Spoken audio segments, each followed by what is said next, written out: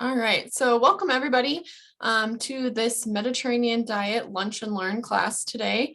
My name is Laura Griffin, and I am the Family and Consumer Science Agent here in Pueblo County in Colorado. I know we have people joining us from all over the world, so good afternoon or good evening, depending on where you are today. Just a few announcements before we get started. I do ask that you remain muted throughout the presentation, just so that we cut down on any distractions or background noise. You are free to leave your camera on or keep it off. Whatever you are most comfortable with is fine. I will be turning mine off during the presentation just so that you can see the PowerPoint fully and just to cut down on any bandwidth issues. But I will turn it back on at the end. As far as questions go, while I have the presentation up, I can't really see the chat very well. So we will be utilizing the chat today for questions. So if you have questions throughout the presentation, feel free to go ahead and put them in the chat at any time, or go ahead and hold on to them until the end of the presentation, and then I will address any questions at the end. Another announcement, just in case anything happens, technology is not perfect. So if for any reason something happens and we get disconnected, please just give me a minute or two and then use that same link to try to reconnect, and we will try to pick up where we left off and just keep going as quickly as we can. And then you will be getting a follow-up email after this class is over. So you will be receiving a copy of all of the slides that we go over today. So you will receive all of this information in a written form as well. And then this class is being recorded. So you will receive a link to the recording on YouTube. If you have any desire to go back and rewatch any part of it, you will have that opportunity as well. So with that, we can go ahead and get started. All right, so we're going to be talking about the Mediterranean diet. So our objectives for today are going to be to learn the key characteristics of the Mediterranean lifestyle, to understand how foods in the Mediterranean diet contribute to our health, and finally, to discover strategies for incorporating the Mediterranean foods and habits into your everyday life. So just a little bit of background information to get started. This map shows what we consider to be the Mediterranean region. So all of those countries highlighted in that gold color make up this Mediterranean region. And I don't know about you, but when I first think about the Mediterranean, Greece definitely comes to mind, as well as maybe Italy, maybe France, but not a lot past that. But as you can see by this map, we are dealing with countries not only in that European region, but also countries in Northern Africa, as well as parts of the Middle East. And so those countries have a lot of differences. They have differences in their overall culture, in their religion, socioeconomic status, access to healthy food options, access to healthcare and education. So there's a lot of differences between some of these countries, but decades and decades of research has been done on this Mediterranean region. And despite some of those differences, they have found consistently that there are some very key characteristics and aspects to the lifestyle and the diet of people in this area. And as a result of those, some key outcomes as far as their health goes. All right, so from here on out, we will be using the words Mediterranean diet and Mediterranean lifestyle interchangeably, because this is truly more than just a diet. It has several key lifestyle components to it as well. And so these are kind of our four main components. So as you can see, two of them are diet related, and then two of them are actually more of that lifestyle piece. So first, with our diet, we see that in the Mediterranean region, they are eating a wide variety of different foods. And of those foods, they are mostly plant-based. So they're eating a lot more plant-based proteins and just a wider variety of fruits and vegetables as a whole. As you can see in this photo, they're eating a lot of different colorful foods. So we have very rich greens and purples and, orange and yellow. And a lot of their food has that colorful component to it as well. The second component to the diet is small portions. So they eat much smaller portions than a lot of times we are accustomed to here in America specifically. They maybe will eat more smaller meals, and typically their largest meal will be in the middle of the day during that lunch hour.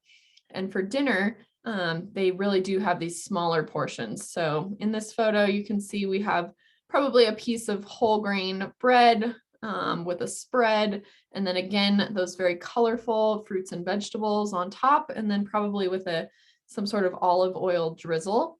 And that would be considered part of a main component of a meal. In parts of Europe, specifically France and Spain, they have what are known as tapas. And that is a type of meal where it consists of several of these, one bite or a couple bite pieces of food. And they eat a couple of those to make up a full meal. Then we're on to the lifestyle pieces. So the first is just an overall active lifestyle.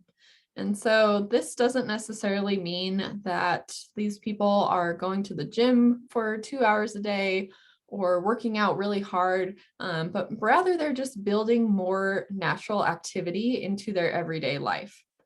For example, a lot of these countries, it's less common for every person to own a vehicle and drive everywhere. So a lot of times they are just walking longer distances to get to the grocery store, to get to a restaurant, or to get to work every day. They also might not have elevators in a lot of their older buildings in parts of Europe, or, in lower socioeconomic status countries, such as some of the African countries, they might not have elevators in buildings. So they're just more used to going up and down 3 or 4 flights of stairs several times a day and building that into their activity. And then finally, our other lifestyle piece is going to be leisurely mindful eating.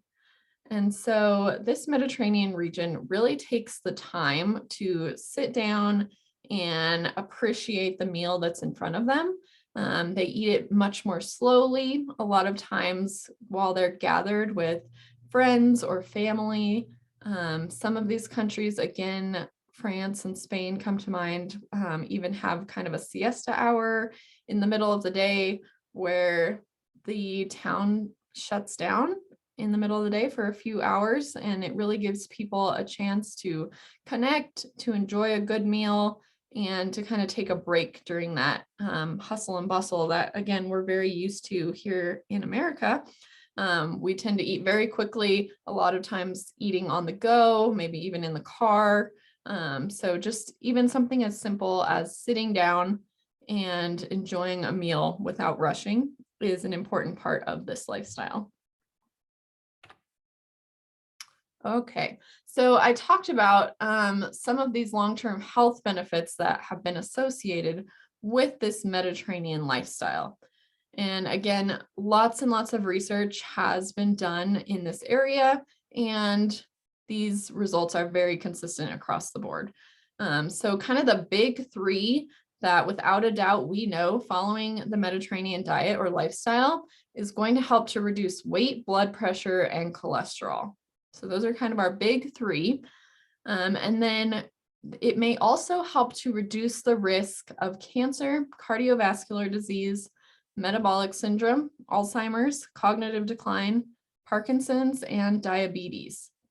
And so this covers a wide range of chronic illness.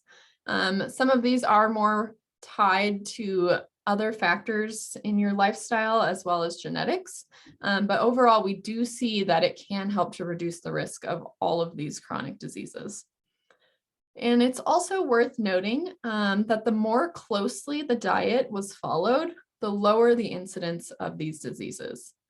So we're going to go through some very specific key dietary characteristics of this Mediterranean lifestyle.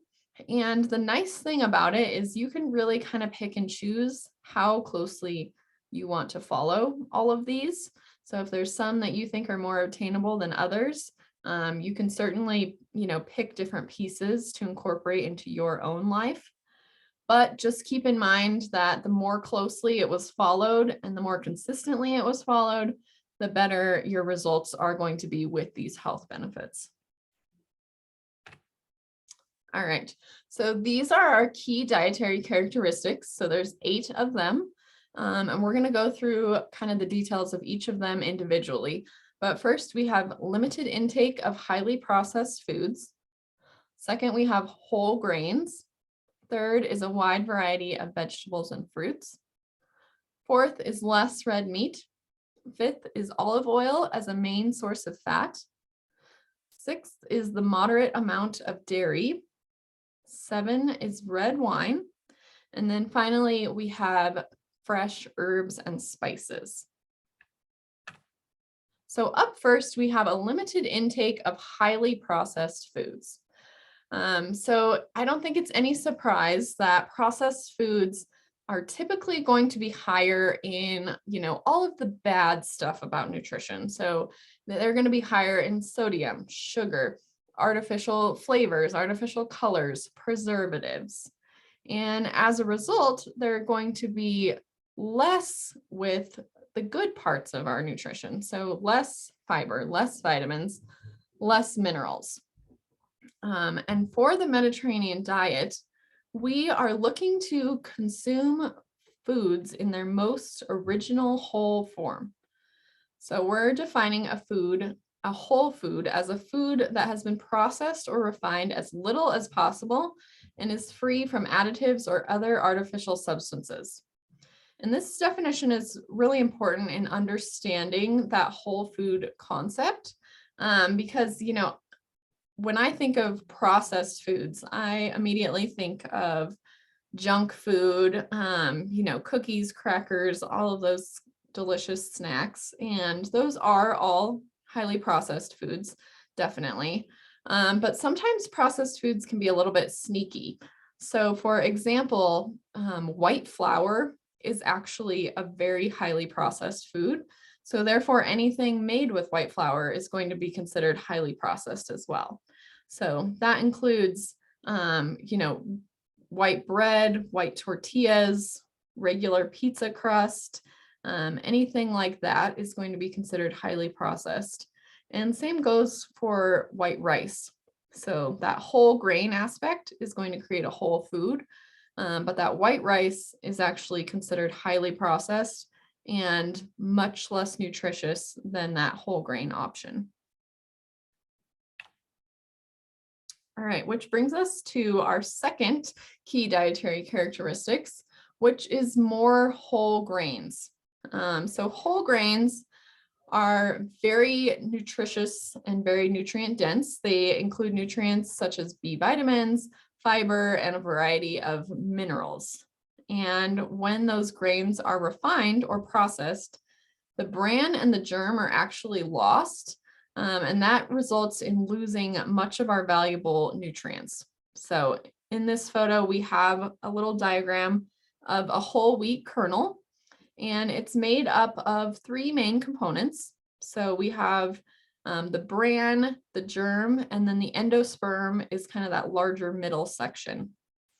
And when we process grains, the bran and the germ are actually removed, and that is where almost all of our nutrients are stored. So when we process those grains, we're left with just that endosperm component, and we lose almost all of our nutrients. So with the Mediterranean diet, we are really trying to incorporate more whole grains into our everyday diet. So we can see some examples here on the bottom. We have a whole grain bread, a bowl of oatmeal, and then a quinoa dish. Some of the specific health benefits to whole grains, again, they're going to be minimally or less processed, which helps to maintain a higher nutritional content. Those nutrients include fiber, B vitamins, minerals such as magnesium, iron, and selenium, and phytochemicals. And one of the biggest components to whole grains is that fiber content, which is going to help our bodies in a variety of ways. So first, that fiber helps to slow our digestion to keep us feeling full and satisfied longer. It also plays a really important role in helping to regulate blood sugar. So this can be particularly important if you are diabetic or pre-diabetic, to keep those fiber contents in mind. It also helps to keep our GI system moving smoothly. So it helps to remove that waste and keep things moving through that GI tract. And it may also help to lower blood pressure, cholesterol, BMI, and triglycerides. So again, those results may vary depending on genetics and other lifestyle factors, but it certainly is very possible that it could help you in those components as well. All right, so number 3 is a wider variety of fruits and vegetables. So we talked about this at the beginning, but they just eat a much wider variety of different fruits and vegetables in order to give them a wider variety of different nutrients. So every fruit and veggie is going to be slightly different in the vitamins and minerals that they contain. So by eating a wide variety of them, you are also getting that variety of nutrients. They try to eat seasonal and often local fruits and vegetables as well. So this helps to keep those fruits and vegetables as fresh as possible and maintaining those nutrients as best they can. So obviously here in Colorado specifically, we have a pretty short growing season. So we are limited compared to the Mediterranean region as far as what we can grow and what we can get seasonally and locally year round. But when it is available, I do encourage you to try to get those seasonal and local fruits and vegetables when they are available. Fruits and vegetables are also going to make up a larger portion of their meal with almost every meal. So up to half of their plate during every meal is going to be made up of fruits and vegetables. And they also enjoy fruit as a dessert a lot of times. So instead of, again, those highly processed dessert foods that we're typically used to seeing here in America, they will make, a fruit tray or a couple pieces of fruit to satisfy that sweet tooth as a dessert. So some of the health benefits to fruits and vegetables, they are typically high in nutrients and low in calories. So that is the balance that you're looking for specifically with weight maintenance or weight loss. A lot of them are also going to be high in fiber. So we're going to get those same benefits that we have with the whole grains, keeping us full longer, making sure our GI tract is running smoothly, regulating blood sugar, all of that good stuff.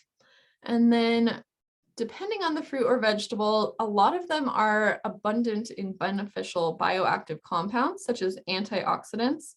And antioxidants are really just a great immune system booster. They help to protect the body against certain toxins. So especially now during cold and flu season, it never hurts to incorporate some of those antioxidant-rich fruits and veggies into your diet. And then finally, research shows that a greater consumption of fruits and vegetables is associated just kind of across the board with a lower risk for various chronic diseases. And that is a lot of those chronic illnesses that we talked about at the beginning, cancer, diabetes, heart disease, all of those are, the risk is lowered with that fruit and vegetable component as well. All right. So number 4 is less red meat. So in the Mediterranean region, they just don't consume a ton of red meat. They don't have a lot of cattle business. Their main protein sources are going to pretty much come from anything else. So they might eat red meat, a few times a month, maybe once a week even, but not much more than that. Typically, you're going to see them eating protein sources more often from seafood, poultry, and eggs for animal-based proteins. And then a lot of their protein does come from plant-based sources. So those can be consumed more often, even up to daily. And that comes in the form of beans, nuts, seeds, legumes, things like that. We can see some examples here on the bottom of the screen. We have a fish, a whitefish dish, eggs, and then a hummus is a garbanzo bean spread. So some of the health benefits for seafood specifically, this is where we get into some of that heart health component. So the Mediterranean diet is often known as kind of a heart healthy diet or lifestyle, and it does have several of those components in it. Seafood is one if you are looking for heart health benefits specifically. Most seafood is a really good source of heart healthy monounsaturated fatty acids, and it's going to be low in that saturated fat. As a result, that helps to increase our HDL or good cholesterol, which is a protective mechanism against coronary heart disease. Seafood, especially fatty fish such as salmon, tuna, or sardines, are also a great source of omega-3 fatty acids, which are polyunsaturated fatty acids. And these help to fight inflammation and, again, just protect against those various chronic disease, including that heart disease component. All right, so number 5 is olive oil as a main source of fat. And I think this is one of the really distinctive differences between the diet that we see oftentimes here in America compared with the Mediterranean diet. So olive oil is one of their main sources of fat that they are consuming. So they are not consuming it in processed foods. They are not consuming it in red meats.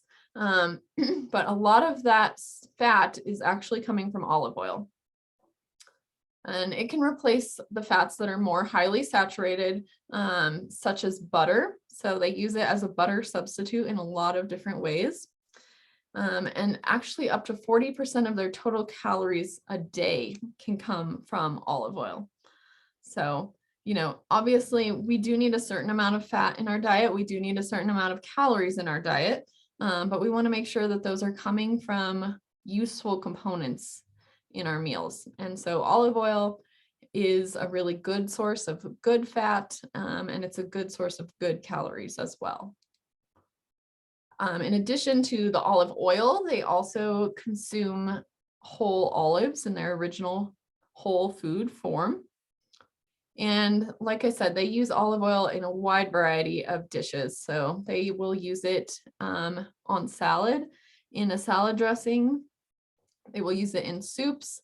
They use it as a substitute for butter with their bread. So instead of putting butter on a piece of toast or bread, they are more likely to dip that bread into an olive oil and maybe balsamic or vinegar mixture. They use it in pasta sauces, and they also use it to either flavor or cook with when they do prepare meat. So the health benefits to olive oil are very similar to the fish or seafood that we talked about. This is another very heart healthy component. So it's, again, a very great source of that heart healthy monounsaturated fatty acids or good fats. It's low in that bad saturated fat, which is going to increase our good cholesterol. And olive oil also possesses anti-inflammatory, antioxidant, and anti-clotting properties. So that's going to be good for all aspects of the body. Again, that anti-inflammatory and anti-clotting is going to be really heart healthy, and the antioxidant property is just going to be overall really great for the immune system and fighting off any toxins. So number 6 is a moderate dairy intake. So typically they are not eating very much dairy, and if they are, it's usually consumed in the form of cheese or yogurt, eaten really just small to medium amounts, maybe a few times a week. So they're not incorporating this necessarily into their everyday diet, but just a couple times a week. Typically for yogurt, they are eating it full fat and plain. So that goes back to our concept of whole foods and eating them in their most original whole form. So this can be kind of counterintuitive because we go to the yogurt department at our grocery stores and there's probably 100 different flavors, and they have all these different flavors that sound more like a dessert than a breakfast. I know I've seen, key lime pie and s'mores and creme brulee, and all of those are going to ultimately be very highly processed. So they are going to be full of sugar and artificial preservatives and artificial flavors. And, we see all these labels of low fat or fat free. And ultimately, while that may be a good option, in some cases, by removing that fat, we are actually processing that food further. So in the Mediterranean diet, true lifestyle, they would eat it that full fat and plain variety.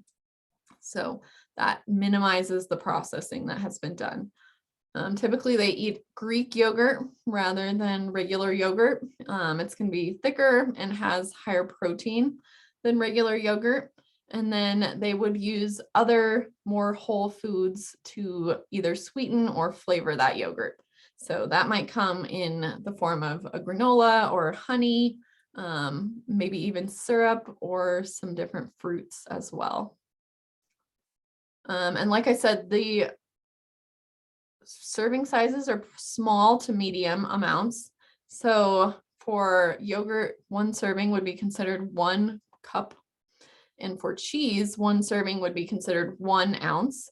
And that is about those 3 cubes that we see on that bottom right photo. That would be about 1 ounce of cheese. So that would be 1 serving. So very, very moderate intake. They're not eating a lot of dairy products. All right. So number 7 is red wine in moderation. So there are some specific health benefits found with red wine. But if you are not a wine drinker or you don't drink alcohol, you certainly don't have to incorporate this into your diet in order to get those health benefits. They typically drink, in moderation, very much in moderation, and it's consumed with meals. So it's part of that lifestyle component of really sitting down and enjoying a good meal and possibly a glass of wine with friends and family and kind of unwinding and enjoying that time. So when I say in moderation, for women, that is up to 1 serving per day, men up to 2, and a serving size is considered 5 ounces of wine. And so I would definitely recommend, if you do want to incorporate this aspect into your life, measure out what 5 ounces of wine looks like in your wine glasses, because it's very easy to overpour that moderation. So just keep that in mind. And the very specific health benefit to red wine is a polyphenol called resveratrol. So this also acts as an antioxidant. So again, great for overall immune system health. It helps to protect the lining of the blood vessels in the heart. So again, heart healthy. Reduces that LDL or bad cholesterol and has been proven to help prevent blood clots. So this is another heart healthy aspect to the Mediterranean lifestyle. But resveratrol, it's found specifically in the skin of red grapes. So this property is only found in red wine, not white wine. But if you're not a wine drinker, you can get this same property by just eating red grapes or consuming red grape juice. Both of those are going to have that resveratrol property in them. All right. So finally, our last key dietary component is going to be the use of fresh herbs and spices. So their dishes in the Mediterranean region typically include a wide variety of fresh herbs and spices. And this helps to add flavor, color, and variety to their dishes. Typically, there's not a lot of nutrients specifically in herbs and spices, but the biggest thing that it does is it helps to replace salt and provide that flavor from a different aspect, which we do tend to consume in excess here in America. You can use it both fresh or dried. And in a lot of cases, they will actually use like a mortar and pestle to grind and blend those spices together, really extract those fragrant oils. And again, just really taking the time to appreciate the flavors and colors and all the aspects of that meal. All right. So like I said, there's not typically a lot of nutrients that come from herbs and spices. Some of them might contain some antioxidants, but the biggest health benefit here is helping to replace that use of salt. So this is going to be a huge benefit, especially for those needing to follow a low sodium diet. All right, so this is the Mediterranean diet food pyramid. And I think this does a really nice job of kind of summing up what we've talked about so far. And as you can see, it really is more than just a diet. It has that lifestyle component, which is actually the foundation of this pyramid. So that being physically active and enjoying meals with others is the basis of this whole pyramid of the Mediterranean lifestyle. Next, we have our biggest chunk of food-related pyramid. So this is going to be our fruits and vegetables, our whole grains, olive oil, plant-based proteins, and herbs and spices. So their biggest component of their diet doesn't include any animal-based proteins. So next we have their most consumed animal-based proteins, which are going to be fish and seafood. And then as we move up the pyramid, consumed less often, we have poultry, eggs, and our dairy products.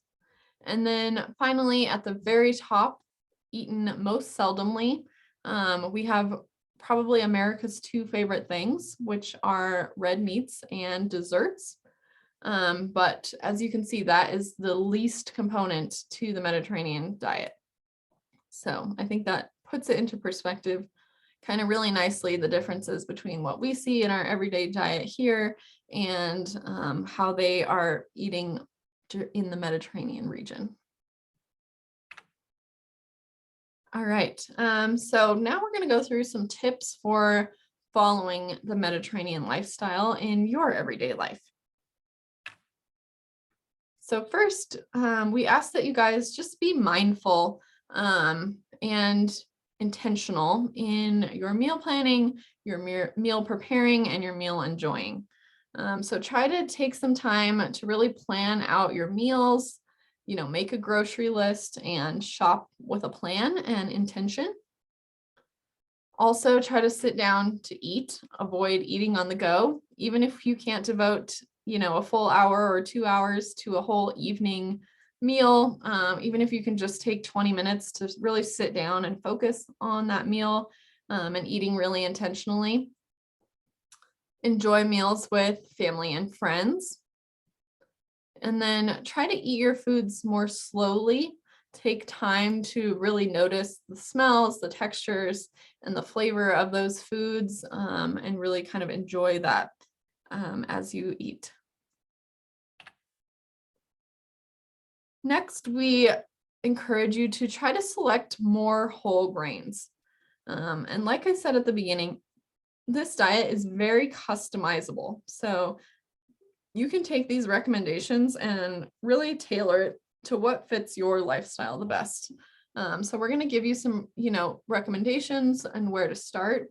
and you can really take that wherever you'd like to go. So you can, try to set goals for yourself for one day a week or maybe one meal a day and build up from there. But as far as whole grains go, we recommend that you try to make more than half of your grains whole grain. So when you're looking at grains at the grocery store, if you take a look at the ingredient list, anything that's going to say whole wheat or whole grain as the first ingredient is going to have that whole grain component.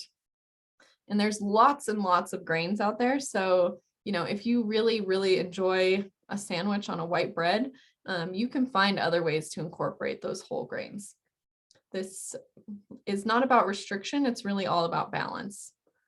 A really easy way to incorporate whole grains if you are into baking is to just switch to whole wheat flour instead of using the traditional white flour, because this small change really has no effect on what you're making.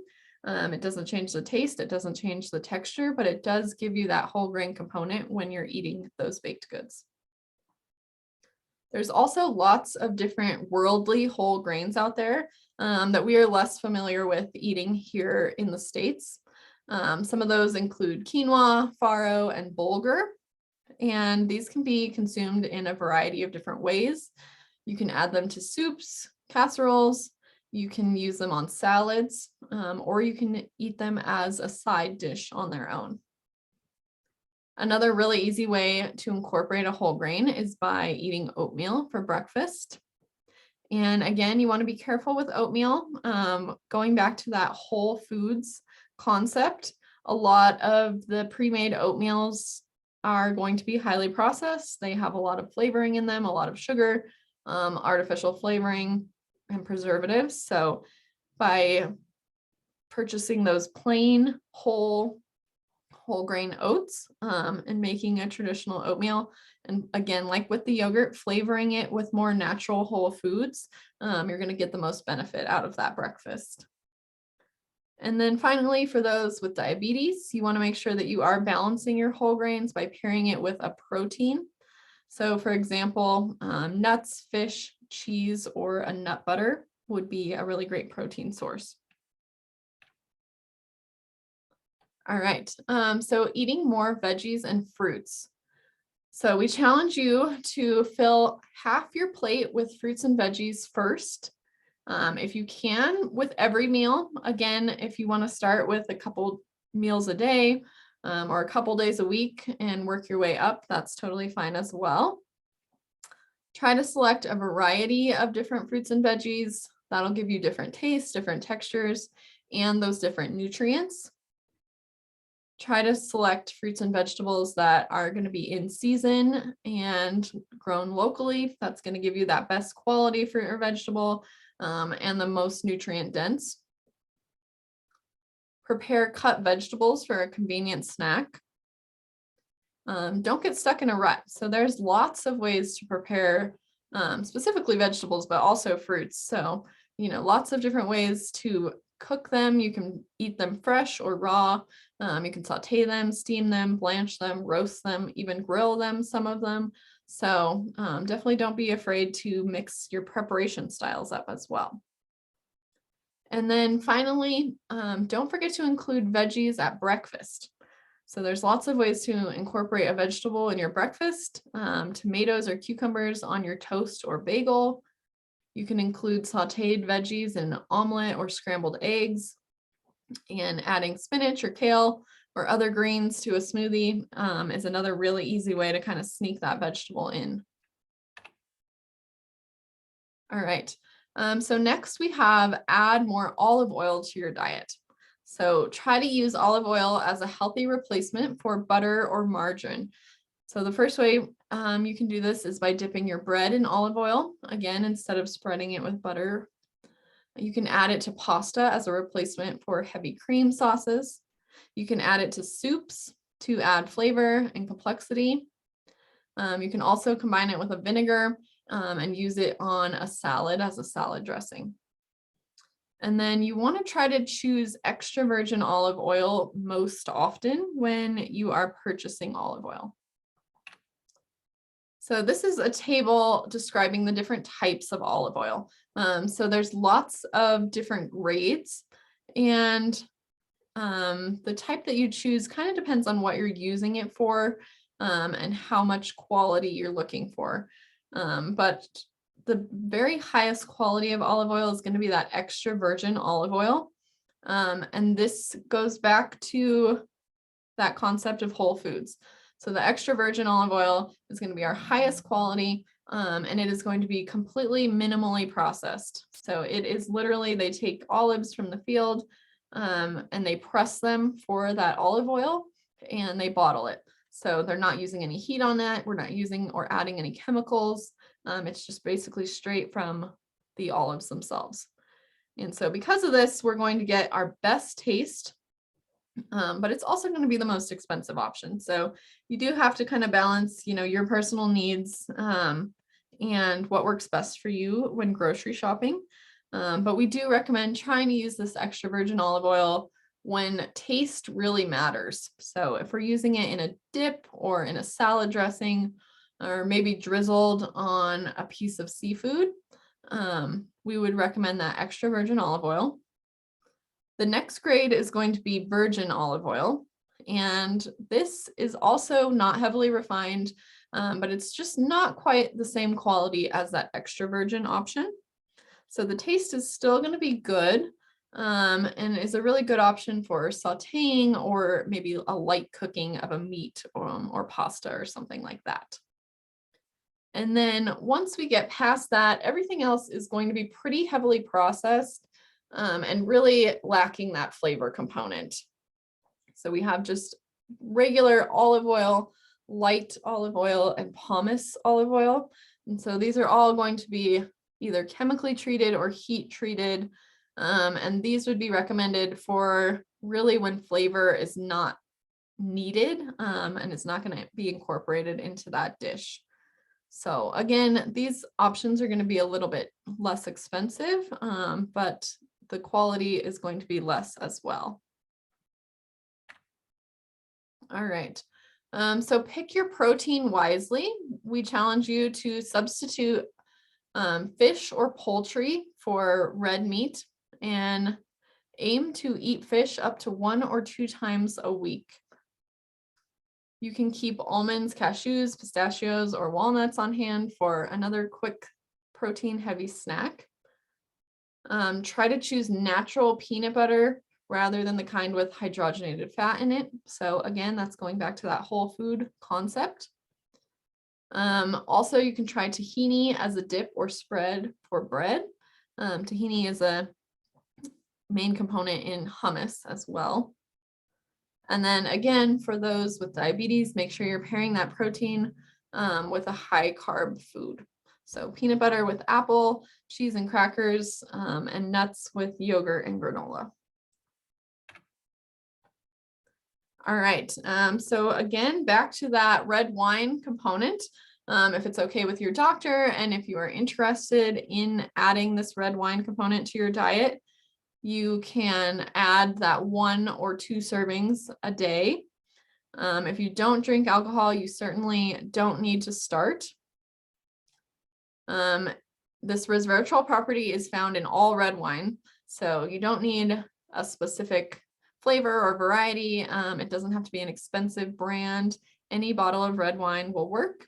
And again, drinking purple grape juice or just eating red or purple grapes will give you that property as well. All right. So this is our activity and lifestyle component. Again, staying active. Try to aim for 150 minutes of activity per week. And so again, that doesn't have to be going to the gym or, running 5 miles or anything, just a moderate to vigorous daily activity. So that can be anything from just walking or gardening, even cleaning the house, running errands, to something more vigorous if you're comfortable with that, such as running, biking, hiking, or swimming. And then don't forget that water is really important for hydration, especially during exercise. So you want to make sure that you are staying hydrated, especially in Colorado at our elevation. And then make changes gradually. So again, this is very customizable, which is a really nice component to this lifestyle. So, you can take everything that we've talked about today and really decide where you would like to start and where you would like your goals to be long term. Start with something as small as one change at a time, and then add another change each week or each month, whatever you're comfortable with, and, try to stick with it. But remember, following this Mediterranean lifestyle is not about restriction. It's really about balance. Be kind to yourself. You can have the foods that you like and enjoy them in moderation and mindfully. All right, there are our references. And with that, I will take any questions. If you guys want to unmute yourself and ask a question, or if you'd like to put it in the chat, either way is fine.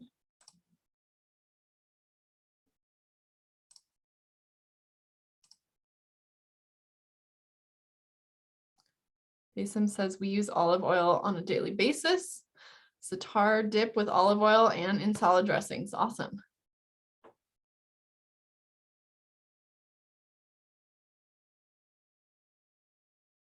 And if you guys come up with any questions, my contact information will be available in your follow-up email. So you can always give me a call or shoot me an email if anything comes up.